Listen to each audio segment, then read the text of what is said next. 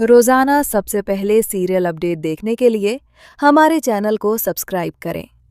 कहानी की शुरुआत में हम देखते हैं कोर्ट से, जहां पर गौतम बोलता है, परी के केस में मैंने गरिमा की कस्टडी रणविजय को दिला दी थी और इस बात का मुझे हमेशा गिल्ट रहेगा। लेकिन इस बार ऐसा नहीं होगा। मैं अपने परिवार के लिए अब लड़ूंगा, अपने परिवार की खुशी के लिए। मिहिर बोलता है, बेटा तूने एक बात बहुत अच्छी कही थी कि बच्चों को अपनी सही जगह पर होना चाहिए। तू समझ रहा है ना मैं क्या कह रहा हूँ? गौतम बात को घुमाकर कहता है, पापा मुझे देर हो रही है, मैं देखता हूँ कोर्ट में क्या चल रहा है। मिरर बोलता है, बेटा घर वापस आ जा, बहुत टाइम हो गया है, तुझे भी अपनी जगह होना चाहिए। लेकिन गौतम बात को इग्नोर करके वहां से चला जाता है।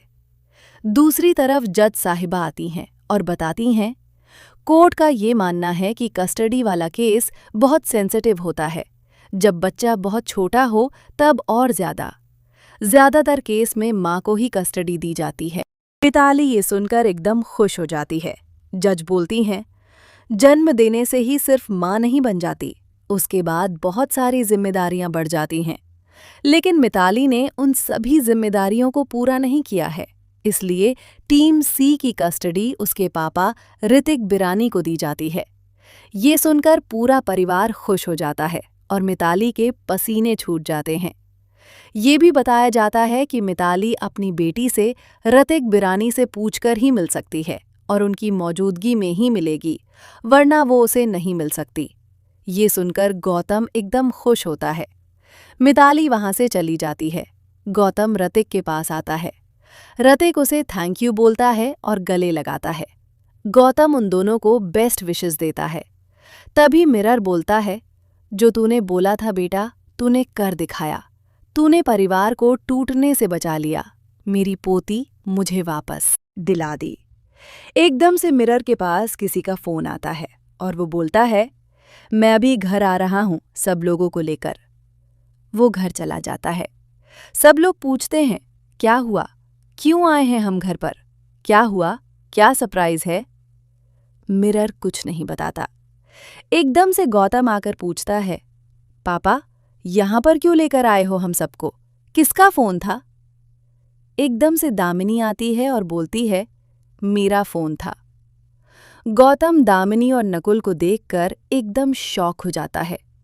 पूरा परिवार खुश हो जाता है। दामिनी और नकुल जाकर सबसे मिलते हैं और मिहिर के पास जाकर खड़े हो जाते हैं। मिरर बोलता है, देख ये था मेरा सरप्राइज। अब तू फीस तो मुझसे लेता नहीं, इसलिए मैंने सोचा कि मैं ही तुझे फीस दे देता हूं, देखिए दोनों। तभी दामिनी गौतम के पास जाती है और बोलती है, गौतम हम शांति निकेतन आ गए हैं साथ में रहने के लिए, और तुम भी यही चाहते थे ना कि हम यहाँ आए? पापा ने जब मुझे फ़ोन किया तब हमें लगा कि हमें आ जाना चाहिए, क्योंकि सब लोग यही चाहते हैं कि हम शांति निकेतन में वापस आए। बहुत रह लिए हम अकेले, अब हम सबके साथ रहेंगे। माना कि बहुत परेशानियां आएंगी, लेकिन एक सपोर्ट होता है अपनों का। मिहिर आकर बोलता है, बेटा वनवास तेरा पूरा हो गया है, अब तो वापस घर आ जा। मिरर के बार फोर्स करने पर गौतम हाँ बोल देता है। परिवार में खुशी की लहर आ जाती है। अगले ही पल जैसे ही मिहिर गेट खोलता है, तुलसी सामने खड़ी होती है। मिरर के हाथ में आरती की थाली होती है। तुलसी बोलती है, अब मैं घर जितनी बार भी आऊंगी, क्या तुम इसी तरह मेरी आरती करोगे? मिहिर बोलता है, मेरा बस चले तो मैं जगह जगह तुम्हारे नाम के मंदिर बनवा दूं। तुलसी अंदर आती है और सबसे मिलती है। गायत्री तुलसी की तारीफ करती है। तुलसी बोलती है, तुम लोग इतनी तारीफ कर रहे हो, कुछ गड़बड़ तो नहीं? मेरे पीछे सब लोग बोलते हैं कोई गड़बड़ नहीं।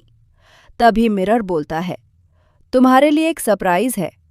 तुलसी मना कर देती है देखने से, लेकिन शोभा के कहने पर बोलती है, ठीक है बताओ क्या सरप्राइज है?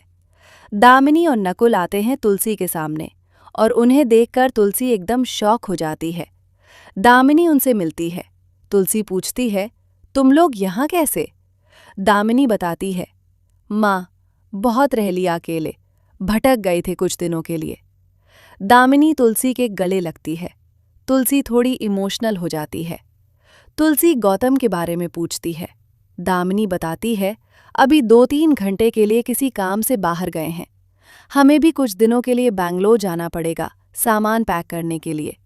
तभी परी बोलती है, आज तो खुशी बहुत ज्यादा है, तो आज पार्टी करे? तुलसी बोलती है, मैं खाना बनाऊंगी गुजराती, क्योंकि मेरे बहू और पोता घर आए हैं वापस। सब लोग कहते हैं, आप बनाएंगे तो हम जरूर खाएंगे। तुलसी खाना बनाने चली जाती है। वो घर के पेपर्स ठाकुर जी के चरणों में रख देती है और बोलती है, इस घर को हमेशा संभाले रखना, इस घर के लोगों को हमेशा सही सलामत रखना। वो अपने परिवार के लिए भगवान से दुआ मांगती है। दूसरी तरफ तुलसी महाराज जी को बोलती है, अब से कांसे के बर्तन में ही खाना खिलाया जाएगा, कांच के बर्तन में नहीं। तभी एक सर्वेंट बोलता है, नोए मैम, तो महाराज जी उसे चुप कर देते हैं। तुलसी बोलती है, पहले जो था, लेकिन अब से कांसे के बर्तन में खाना खाना। तुलसी देखती है कि मिरर की बनाई हुई पेंटिंग रखी हुई है, जो नोना ने कॉलेज टाइम से संभाल कर रखी हुई थी। उसे देखकर तुलसी को अपना पूरा पास्ट याद आ जाता है और उसके हाथ में रखा हुआ ग्लास टूट जाता है। तुलसी के हाथ में कांच लग जाता है। तुलसी कहती है, मैं खुद डॉक्टर के पास चली जाऊंगी, किसी को मत बताना। तुलसी पट्टी करने डॉक्टर के पास जाती है। अस्पताल में देखती है कि नोएना बेड पर लेटी हुई है। नोए खांसती है और उसके टिश्यू में खून होता है। ये देखकर तुलसी एकदम शॉक हो जाती है। तभी सुचित्रा आती है और बोलती है, आप यहाँ? तुलसी नोएना के बारे में पूछती है। सुचित्रा बताती है, दी को ब्लड कैंसर है और 3 से 4 महीने की मेहमान है। ये आप सबकी जिंदगी से चली जाएगी। तुलसी ये सुनकर शॉक हो जाती है। वो डॉक्टर से पूरी जानकारी ले रही होती है। तभी नोएना आती है और बोलती है, अगर तुम्हें और कुछ जानना है तो मुझसे जान लेती। नोएना तुलसी से माफी मांगती है और बोलती है, मुझे माफ कर दो, मेरी वजह से तुम दोनों अलग हो गए, वरना आज अगर गौतम तुम्हें पहले सच बता देता तो तुम दोनों आज हमेशा के लिए साथ में होते। तुलसी बोलती है, जो चला गया उसके बारे में क्या ही सोचना। नो अपनी हर गलती की माफी मांगती है और कहती है, मुझसे बहुत बड़ी गलती हुई, मैंने तुम्हारे साथ इतना बुरा किया, तुम्हारे परिवार को तोड़ दिया, तुम्हारा घर तोड़ दिया। मरता हुआ इंसान झूठ नहीं बोलता और मैं कोई नाटक नहीं कर रही हूँ। अगर तुम सोचो कि मैं ये सब नाटक कर रही हूँ तो मैं बिल्कुल भी नाटक नहीं कर रही हूँ। तभी नोएना खांसती है और उसके हाथ में खून आ जाता है। तुलसी बोलती है, मैं कुछ हेल्प करूं, तुम्हें कुछ चाहिए? नो बोलती है, हाँ चाहिए तो बहुत कुछ, और मैं इसकी हकदार नहीं हूं, लेकिन तुम ही हो जो मेरी आखिरी इच्छा पूरी कर सकती हो। तुलसी बोलती है, मैं नहीं जानती तुम्हारी आखिरी इच्छा क्या है, लेकिन मैं पूरी कोशिश करूंगी। तभी तुलसी ऑटो में बैठी हुई दिखाई जाती है। वो पास्ट याद कर रही होती है। दूसरी तरफ रामनवमी की तैयारी हो चुकी होती है। अंगद बोलता है, तुम्हारा नाम सीता के लिए किसने लिखा होगा? इसका अभी तो पता नहीं चल सकता, ये तो हम बाद में ही पता कर सकते हैं। वहीं बिकू दादा नंदू को फैक्ट्री में भेजते हैं। नंदू देखता है कि 2 लोग पहरा दे रहे हैं। वो अंदर जाता है लेकिन चेहरा नहीं देख पाता। जैसे ही पास जाता है, पीछे से कोई उसके सिर पर मारता है और वो बेहोश हो जाता है। विक्रांत आता है और पूछता है, ये यहाँ क्या कर रहा था? लोग बताते हैं, ये चुपके से देख रहा था लेकिन कुछ नहीं देख पाया। विक्रांत को तसल्ली हो जाती है। बाद में वृंदा और अंगद शोभा यात्रा को फैक्ट्री में लाते हैं और देखते हैं कि माल बाहर से लोड हो रहा है।